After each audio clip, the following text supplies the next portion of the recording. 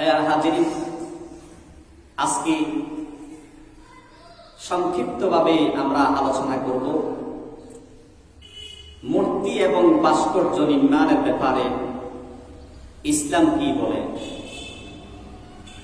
মূর্তি আর ভাস্কর্যের মধ্যে কোনো পার্থক্য আছে কিনা, যে কোনো ধরনের প্রাণীর মূর্তি নির্মাণ করা ইসলামী শরীয়ত কঠিনভাবে হারাম ঘোষণা করেছে এবং এটি কবিরা গুনাহ। সুতরাং মূর্তি সংগ্রহ, মূর্তি সংরক্ষণ, মূর্তি বেচা কিনা ইত্যাদি সকল কিছুই ইসলামে নিষিদ্ধ ঘোষণা করেছে। মূর্তি পূজার দরজা চিরতরে বন্ধ করে দেওয়ার জন্য ইসলামী শরীয়ত স্ট্যাচু, এন্টিক, ভাস্কর্য, প্রতিমা, মূর্তি ইত্যাদি নির্মাণ করাকে কঠিনভাবে নিষেধ করেছে এবং এই পাপের কারণে কিয়ামতের দিন কঠিন শাস্তি ভোগ করতে হবে বলে আল্লাহর নবী হাদিসের ভিতরে হুঁশিয়ারি দিয়েছে। শুধু যে এই জিনিসগুলো মুশরিকরাই তৈরি করতেছে তা নয়, বরং অতীত জমানার যারা আহলে কিতাব, ইহুদি এবং খ্রিস্টান যারা ছিল তারাও এগুলো তৈরি করেছে। তাদের মধ্যে কোনো ভালো মানুষ অথবা তাদের নবী রাসূল যারা ছিল তাদের ভাস্কর্য তারা নির্মাণ করে রেখেছিল। এই জন্য আল্লাহর নবী তাদেরকে পৃথিবীর সবচেয়ে নিকৃষ্টতম প্রাণী বলে আখ্যায়িত করেছেন। বলেন নাউজুবিল্লাহ। নবী করিম সাল্লাল্লাহু আলাইহি ওয়াসাল্লামের স্ত্রী হযরত উম্মে সালমা রাদিয়াল্লাহু তাআলা আনহা একবার রাসূলকে বললেন, ইয়া রাসূলুল্লাহ, আমি যখন আবিসিনিয়াতে গিয়েছিলাম তখন সেখানে গির্জার ভিতরে বিভিন্ন মানুষের ছবি দেখেছি।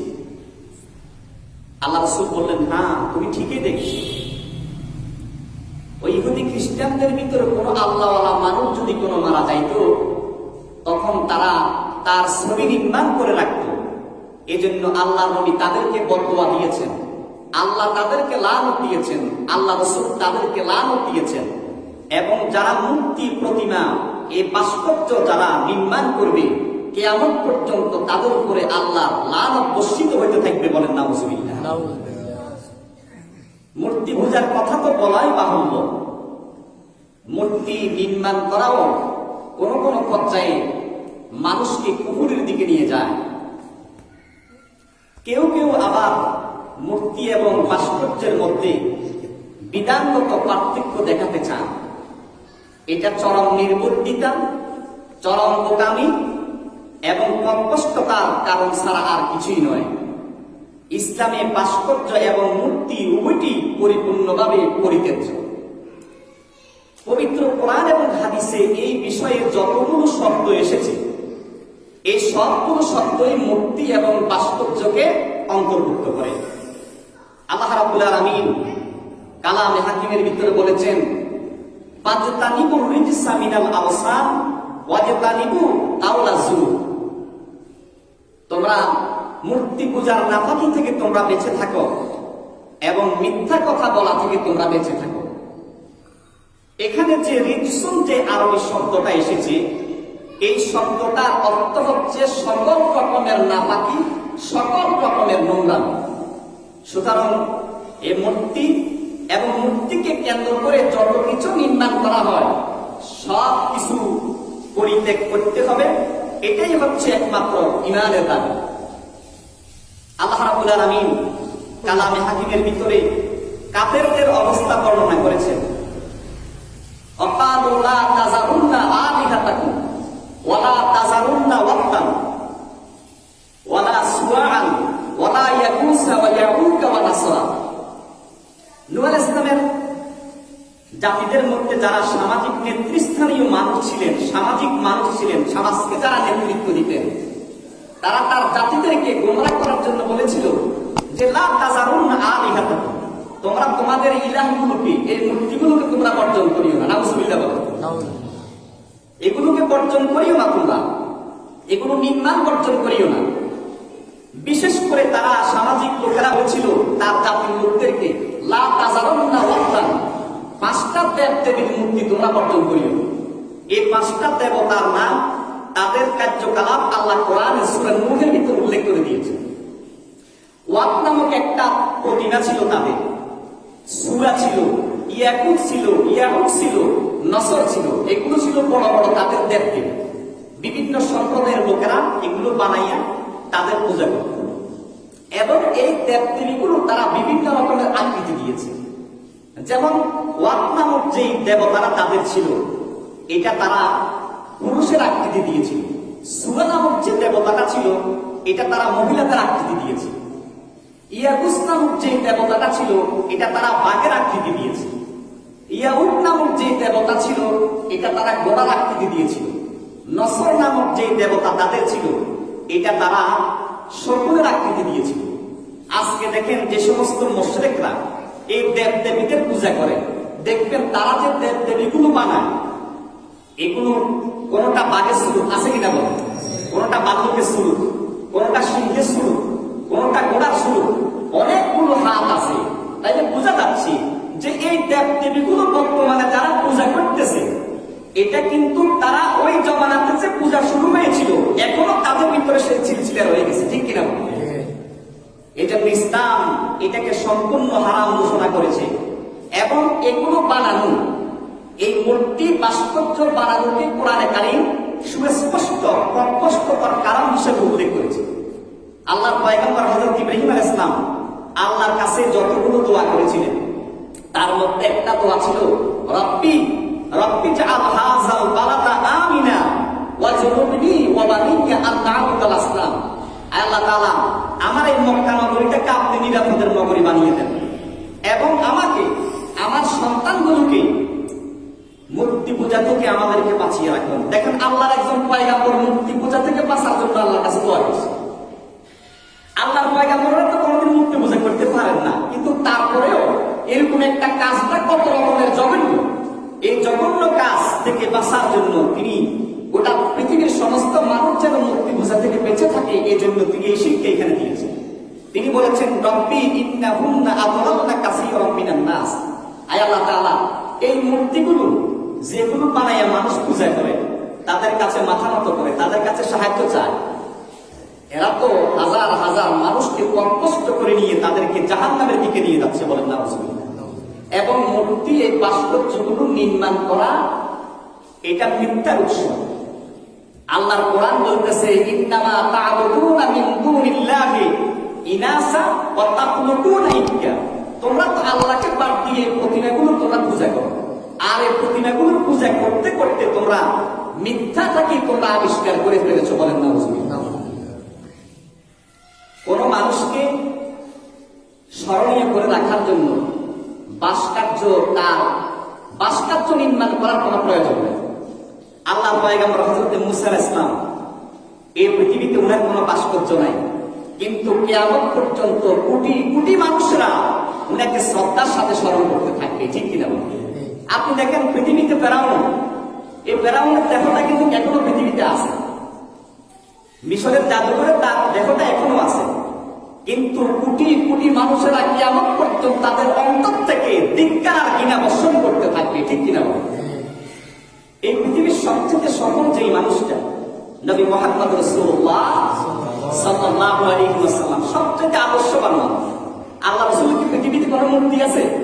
মূর্তি নাই, কিন্তু দেখেন কোটি কোটি মানুষ, তার উম্মতেরা, রূহানি উম্মতেরা, তার সন্তানেরা কিয়ামত পর্যন্ত তার প্রশংসা করতে থাকবে, ঠিক কিনা? এই পৃথিবীতে অনেক মানুষের মূর্তি আছে যাদেরকে মানুষেরা এখনো চিনে না। হ্যাঁ, একটা মানুষকে আপনি স্মরণীয় করে রাখার জন্য, স্মৃতিতে স্মরণীয় করে রাখার জন্য আপনি তার জন্য, মুসলমান যদি হয়ে থাকেন, তার জন্য ভালো জিনিস করেন, তার জন্য মসজিদ নির্মাণ করেন, ঠিক কিনা বলেন? মসজিদ নির্মাণ করেন, মাদ্রাসা নির্মাণ করেন, স্কুল করেন, ভার্সিটি নির্মাণ করেন, হাসপাতাল নির্মাণ করেন, নানান ধরনের সামাজিক অনেকগুলো কাজ আছে, মুসাফিরখানা তৈরি করেন। মুসলমান যদি হয়ে থাকে, তাহলে কিয়ামত পর্যন্ত সবকায়ে দাঁড়ি হিসেবে তার কবরে আমল নামা সওয়াব পৌঁছতে থাকবে, বলেন সুবহানাল্লাহ। আজকে যারা প্রগতিবাদী, যারা উন্নতির দাবিদার করে যারা কামনা করে, তারা এই যে ভাস্কর্য নির্মাণ করা, তারা নানান ধরনের যুক্তি দেখান এবং তারা কোরআনের অপেক্ষা করে এগুলো আজকে বানানো যে যায় সেটাও আজকে তারা বলতেছেন। নাউজুবিল্লাহ। তারা বলতেছেন যে ভাস্কর্য যদি কোনো হারাম হয়ে থাকে তাহলে পৃথিবীর অনেক মুসলিম দেশে ভাস্কর্য আছে, যেমন ইন্দোনেশিয়া একটা মুসলিম রাষ্ট্র, সেখানে সংখ্যাগরিষ্ঠ মুসলমান, তো সেখানে তো ভাস্কর্য নির্মাণ করা হয়েছে, সেখানে তো বড় সমস্যা নেই। আমার ভাইয়েরা, কোন মুসলমান দেশে যদি কোন শরীয়ত বিরোধী কোনো কাজ করে, এটা কিন্তু আমাদের জন্য কোনো দলিল নয়, ঠিক কিনা বল? আমাদের দলিল হচ্ছে কোরআন হাদিস। আমাদের দলিল কোরআন এবং হাদিস হচ্ছে আমাদের দলিল। আর একটা কথা হচ্ছে, দেখেন, এই প্রগতিবাদীরা মুসলমান অন্য একটা রাষ্ট্রে যদি কোনো খারাপ একটা জিনিস যদি কোনো থাকে, তাহলে তারা দৃষ্টান্ত হিসেবে এটা পেশ করেন এবং এটাকে মুসলমানদের দেশে আমদানি করার জন্য তারা প্রচেষ্টা চালান। কিন্তু এটা তারা কেন বলেন না? এরকম বহু মুসলিম রাষ্ট্র আছে যেখানের ভিতরে কোরআনের বহু আইন আছে, তারা তো কিন্তু আমাদের দেশে আইনগুলো বাস্তবায়ন করার জন্য চাইবে না, ঠিক কিনা? তাহলে বারো দিনের যদি কোনো থাকে, সেটা আমদানির পক্ষে নয়। যেটা মানুষের চরিত্র নষ্ট করে, যেটা মানুষকে জাহান্নামের দিকে নিয়ে যাবে, সেটার পক্ষে তারা হচ্ছে স্বার্থবাদী, ঠিক কিনা? আবার তারা অনেকে এটাও বলতে চান যে ভাস্কর্য এটা নাকি একটা শিল্প। আমার ভাইয়েরা, সব শিল্প কিন্তু শিল্প নয় এবং সব শিল্প আপনি অনুসরণ করতে পারবেন না। পৃথিবীর অনেক দেশ আছে, ইথিওপিয়া নামে একটা দেশ আছে, নিউগিনি নামে অনেক দেশ আছে, সেখানে তাদের অনেকগুলো শিল্পকর্ম আছে। তাদের চেহারার ভিতরে, তাদের মাথায়, তাদের হাতে, তাদের শরীরে অনেক ধরনের শিল্প তৈরি করে মানুষ। কিন্তু এই শিল্পগুলো যদি কোনো আমাদের দেশের মানুষ যদি কোনো দেখে, তখন তারা হাসবে, এগুলো কি? তাহলে আপনি তো এই ধরনের শিল্পগুলো আপনার পরিবার, সন্তান, সন্ততিদের মধ্যে বাস্তবায়ন করার জন্য চাইবেন না, ঠিক কিনা? আমেরিকাতে নারী এবং পুরুষ তারা মনে হয় সোনাটাকে একটা শিল্প মনে করে, এটা তাদের শিল্প এবং এটা তারা গৌরব মনে করে। কিন্তু আপনি আপনার পরিবারের ভিতরে কি এইভাবে নারী পুরুষ হওয়াটাকে কি আপনি পছন্দ করবেন? আপনি কখনো পছন্দ করবেন না। সুতরাং কাফের মুশরিকদের কৃষ্টি, কোন কালচার, শরীয়ত বিরোধী যে কৃষ্টি কালচার গুলো আছে, এগুলো কখনো মুসলমানদের ভিতরে বাস্তবায়ন করা যাবে না। এখন যারা বলতেছেন যে ভাস্কর্য জায়েজ, তারা কোরআন এবং হাদিস থেকে তিনটা দলিল দেখান। দলিলগুলো তারা অপেক্ষা করেছে। তাদের এক নম্বর দলিল হচ্ছে যে হযরত আয়েশা সিদ্দিকা রাদিয়াল্লাহু তাআলা আনহা রাসূলের স্ত্রী। হযরত আয়েশা সিদ্দিকা পুতুল বানাইয়া ঘরের ভিতরে তার বান্ধবীদের সাথে খেলতেন এবং তিনি রাসূলের ঘরেই থাকতেন। তাইলে ভাস্কর্য যদি, পুতুল যদি কোনো নির্মাণ করা যদি কোনো নাজায়েজ হয়, তাহলে রাসূলের ঘরে কিভাবে তিনি পুতুল খেলা খেলতেন? এটার এক নম্বর জবাব হচ্ছে যে ছোট বাচ্চা যারা এখনো প্রাপ্তবয়স্ক হয় নাই, এদের জন্য এই ধরনের পুতুল, এই ধরনের প্রতিকৃতি দিয়ে খেলাধুলা করা জায়েজ আছে। কিন্তু যারা প্রাপ্তবয়স্ক হয়ে গেছে, যারা বড় মানুষ, যারা একটু ভালো মন্দ বোঝে, এদের জন্য এই ধরনের কোন পুতুল, কোন আকৃতি তৈরি করা, এটা নিয়ে খেলা করা কখনো কি হইতে পারে না, জায়েজ হইতে পারে না। তাদের দুই নম্বর দলিল হচ্ছে যে নবী করিম সাল্লাল্লাহু আলাইহি ওয়াসাল্লাম যখন মক্কা বিজয় করেছিলেন, মক্কা বিজয়ের দিন কাবা শরীফের চতুর্দিকে, মাতাবের চতুর্দিকে যে 360টা মূর্তি ছিল, এক বছর 360 দিন তারা একদিন এক একটা মূর্তির ইবাদত করতে, এই জন্য 360টা মূর্তি। তো মক্কা বিজয়ের দিন নবী করিম সাল্লাল্লাহু আলাইহি ওয়াসাল্লাম সমস্ত মূর্তিগুলো অপসারণ করার নির্দেশ দিলেন। কিন্তু একটা মাত্র মূর্তি, একটা মাত্র ছবি মরিয়ম আলাইহিস সালাম নাকি সেখানে ছিল, এটা আল্লাহর নবীটা কি অপসারণ করার নির্দেশ দেন নাই। নাউজুবিল্লাহ।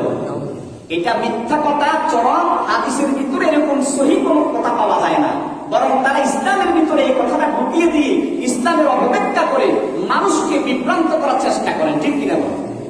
এবং তাদের 3 নম্বর আরেকটা দলিল হচ্ছে যে ভাস্কর্য যদি নাজায়েজ হয়ে থাকে, তাহলে কোরআনের সূরা সাবার ভিতরে আছে যে আল্লাহ রাব্বুল আলামিন জিন জাতিগুলোকে সূরা ইসলামের জন্য আনুগত্য করে দিয়েছিলেন। এই জিন জাতিগুলো সূরা ইসলামের জন্য মাহারি, তামাসিল, জাপানগুলো তৈরি করত, বড় বড় অট্টালিকা তৈরি করতো তারা, এবং বড় বড় ডেক্সি তৈরি করত যেগুলো সুরের উপরে দেওয়া হয়, এবং তাদের জন্য ভাস্কর্য, তামাসিল, ভাস্কর্য নির্মাণ করত। তাই এরা বলতে চান যে আল্লাহ নবী সাল্লাল্লাহু আলাইহি ওয়াসাল্লামের যদি কোনো নবী হয়ে যদি উনার মধ্যে যদি কোনো এইভাবে ভাস্কর্য, প্রতিকৃতি নির্মাণ করা যদি জায়েজ হয়ে থাকে, তাহলে এখন কেন জায়েজ হয় না? এটার ব্যাখ্যাটা কি? এটার দুইটা ব্যাখ্যা আছে। একটা ব্যাখ্যা হলো যে সুলাইমান ইসলামের শরীয়ত, উনার জমানার শরীয়ত আর আমাদের শরীয়তে মুহাম্মদী এক না ভিন্ন? কথা বলো, ভিন্ন। এক না ভিন্ন? ভিন্ন জিনিস। সমস্ত নবীদের দিন কিন্তু একটা। আমাদের দিন কি? ইসলাম। আমাদের দিন কি? ইসলাম। ইসলাম। সমস্ত নবীদের ধর্ম কিন্তু ইসলাম ছিল। সব নবীদের ধর্ম ইসলাম। দিনের ভিতরে কোনো পার্থক্য নাই, কিন্তু নবীদের শরীয়তের ভিতরে বিধানগত কি ছিল? পার্থক্য ছিল। সুতরাং উনার জমানায় যেটা উনার শরীয়তে যেটা জায়েজ ছিল, এটা আমাদের শরীয়তে জায়েজ হবে এমন কোনো কথা। আপনি দেখেন যে আদম আলাইহিস সালামের জমানায় এই আপন ভাই বোনদের ভিতরে বিয়ে জায়েজ ছিল, ছিল কিনা বলেন? কথা বলেন না? এখন যদি কোনো ভাই বোন, আপন ভাই বোন যদি কোনো বিয়ে করে, এটাকে হালাল হবে না হারাম হবে? হারাম। আদম আলাইহিস সালামের সেজদা করছিল, আল্লাহ নির্দেশ দিয়েছেন। এখন আল্লাহ ছাড়া কোনো মানুষের সেজদা করা জায়েজ হবে? সুতরাং এটাকে এখানে টানা যাবে না। আপনি দেখেন যে অনেক নবীদের শরীয়তে মুসলমানদের সাথে কাফেরদের বিবাহ জায়েজ ছিল। আমাদের শরীয়তে কি জায়েজ আছে? আমাদের শরীয়তে জায়েজ নাই। সুতরাং সুলাইমান ইসলামের শরীয়তে যেটা ছিল, এটা আমাদের শরীয়তের মধ্যে আনা যাবে না। কারণ আমাদের ইসলামের শরীয়তের ভিতরে কোন কোন বিষয়টা জায়েজ আল্লাহ রাব্বুল আলামিন তার হাবিবের মাধ্যমে সব কিছু স্পষ্ট করে বলে দিয়েছে, ঠিক কিনা?